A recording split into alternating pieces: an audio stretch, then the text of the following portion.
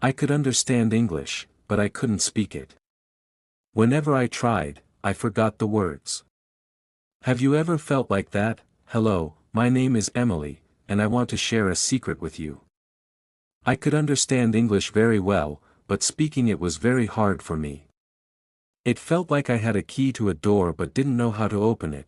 Let me tell you my story. It's funny, emotional, and a little embarrassing. It all started when I was at the airport in London.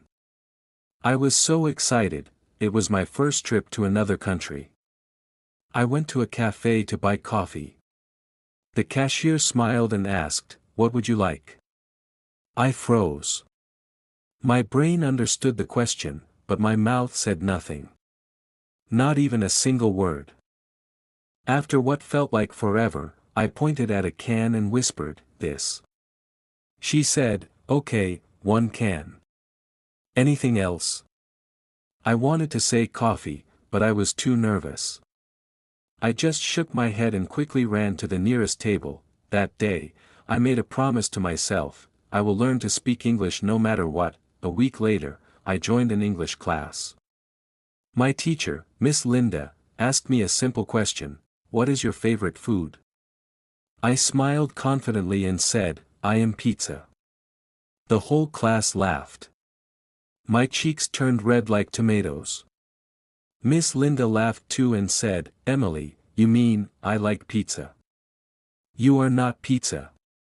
At first, I wanted to hide under the table. But then I laughed with them. That mistake became a funny story I will never forget. Every day, I practiced speaking to myself in my room.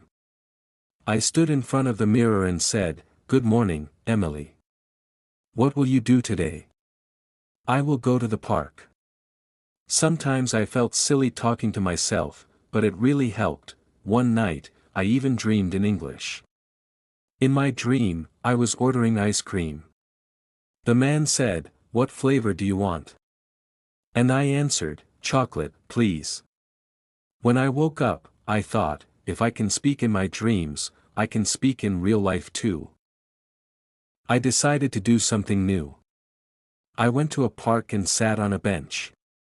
I waited for someone to sit near me. A young woman sat down, looking at her phone. I turned to her and said, "Hello."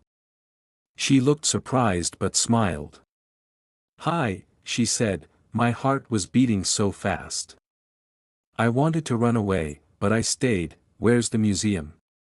I asked. She pointed and said, "It's over there, near the big tree." "Thank you," I said. It was a short conversation, but for me, it felt like climbing a mountain. One day, I was at a restaurant. The waiter asked, "Would you like sparkling or still water?" I didn't know what sparkling meant. I guessed it was water with bubbles, so I said, "Yes, I want sparkling water." When I drank it, the bubbles touched my nose, and I almost sneezed.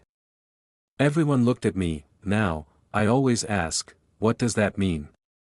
If I don't understand a word. One evening, I sat in my room and cried. I thought, why is this so hard? I could read books and understand movies, but when I tried to speak, it felt like I forgot everything. I almost gave up. But then I remembered the little girl I used to be, the one who learned to ride a bike after falling 100 times. I told myself, "Emily, don't give up. Mistakes are part of the journey." One sunny afternoon, I went to the market. A kind old man was selling apples. I asked, "How much is 1 apple?"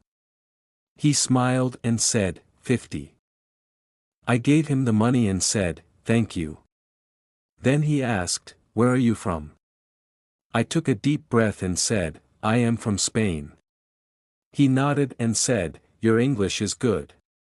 For the first time, I felt confident. If you're like me, if you can understand English but can't speak it, don't worry. Here are my tips. Talk to yourself, practice in front of a mirror, start with simple sentences. Make mistakes. Mistakes are good.